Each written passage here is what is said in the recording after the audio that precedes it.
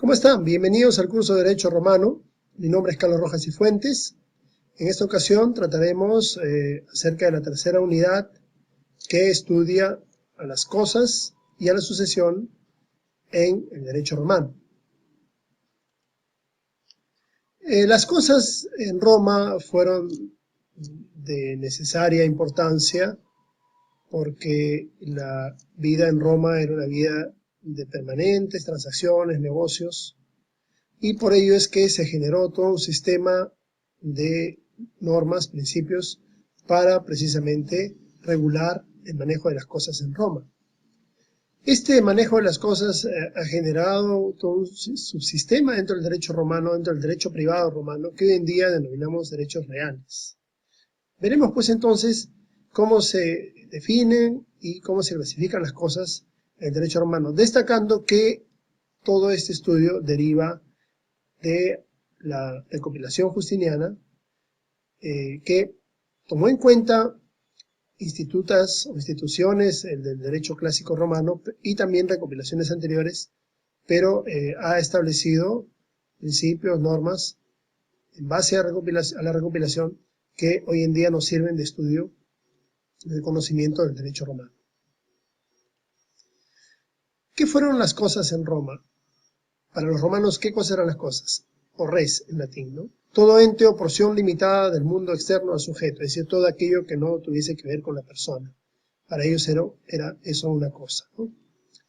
¿Cómo se clasificaban las cosas en el derecho romano? Veamos. Primero están las cosas fuera del comercio, aquellas cosas que no importaban a los trámites, a los negocios, pero que eran también de relevancia, ¿no? La primera subclasificación de las res extra comercio son las divini iuris, o cosas divinas, cosas consagradas a los dioses. Luego estaban, entre ellas, las cosas sagradas, como terrenos, edificios y objetos consagrados al culto, las cosas religiosas, cosas destinadas al culto doméstico, como los sepulcros, y las cosas santas o rex santae, que tenían que ver con aquello que está encomendado a la protección de alguna divinidad, tales como los muros y las puertas de las ciudades.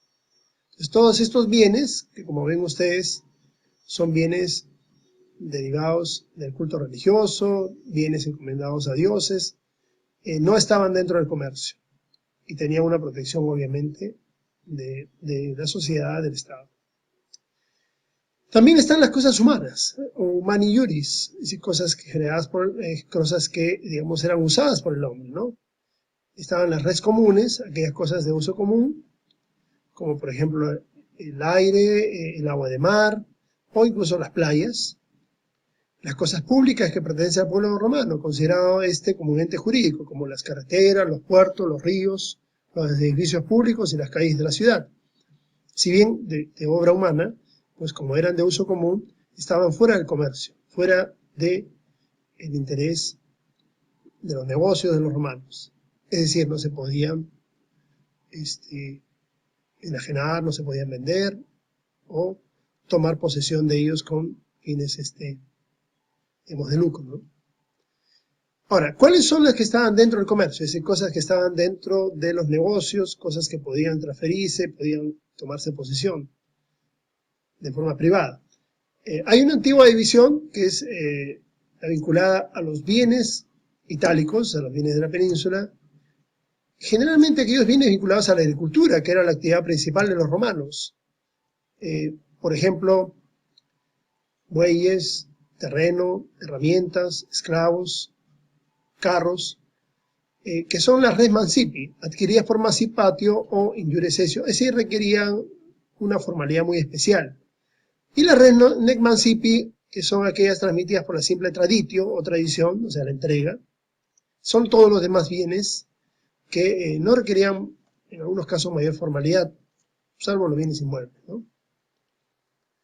También dentro de las res in commercium, o dentro del comercio, vamos a ver una clasificación en función, por ejemplo, en este caso, de la naturaleza de las cosas. Atendiendo a la naturaleza de las cosas, veremos que hay bienes divisibles y no divisibles. ¿Cuáles son estos bienes divisibles? Aquellos que cuando se separan, mantienen su naturaleza y pueden ser vendidos. Por ejemplo, un rollo de tela podría ser vendido en partes, manteniendo su condición. Pero no divisibles, por ejemplo, podría ser una obra de arte. Si la dividimos, pierde su valor. Consumibles y no consumibles, es decir, bienes que con el tiempo se deterioran. Por ejemplo, pues unas frutas, ¿no?, que eran bienes consumibles, por lo tanto había que usarlos, venderlos inmediatamente, y no consumibles podían ser unos muebles, podían ser objetos que tuviesen mayor duración.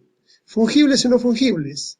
Fungibles aquellos que, no importando cuál de las partes de ese bien o cuál de la cantidad de esos bienes, pues tenían el mismo efecto a la hora de venderlos. Por ejemplo, en un costal, un kilo de arroz o un kilo en este caso, de grano, no importaba de qué parte del costal se obtuviese, lo importante es que fuera un kilo de ese producto.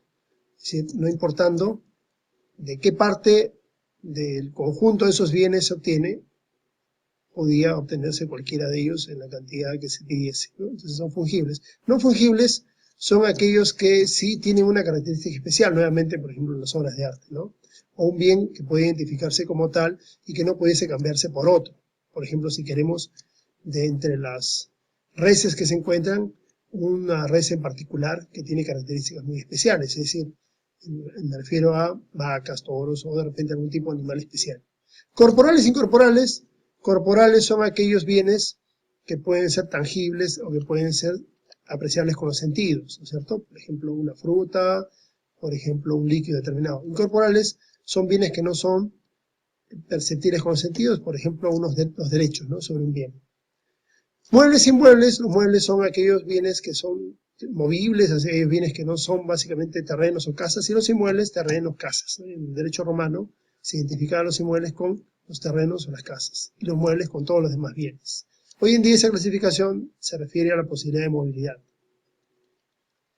También, atendiendo a la posibilidad o no de aprobación, tenemos bienes in patrimonio, es decir, que están dentro del patrimonio, o sea, aquellos que pertenecen al patrimonio de una persona, extrapatrimoniales, que están fuera del patrimonio de una persona, o bienes sin comercio, que son susceptibles de tráfico jurídico, o bienes que están fuera del comercio. Eso ya lo hemos visto, cuál es la diferencia. Atendiendo la relación entre las cosas, tenemos bienes principales y accesorios. ¿Cuáles serán bienes principales?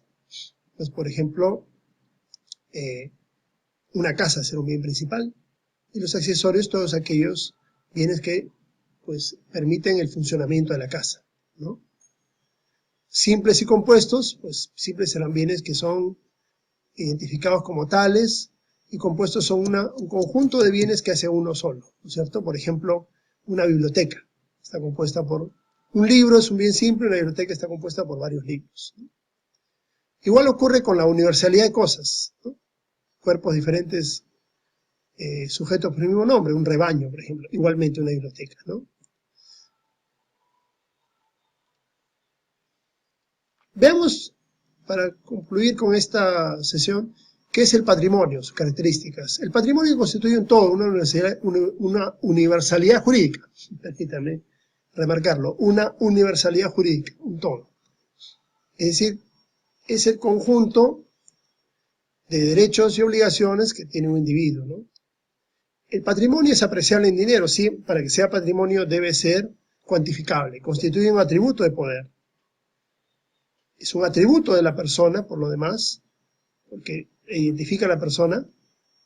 Está compuesto por bienes, cosas materiales o inmateriales susceptibles de tener un valor. Por ejemplo, pues los muebles del hogar, bienes como libros, aparatos electrónicos. Bueno, en la época de los romanos podríamos hablar de los muebles de la casa, ¿no?, de los animales, pero también aquellos inmateriales, derechos que se podía tener sobre algún bien futuro. Pero también puede provenir de derechos personales, ¿no?, obligaciones o derechos reales. Entonces, hablamos de patrimonio, de todos aquellos que pueden ser identificables como parte de los bienes de una persona. Muchas gracias, hemos concluido esta sesión. y estaremos ya empezando la próxima en un momento posterior.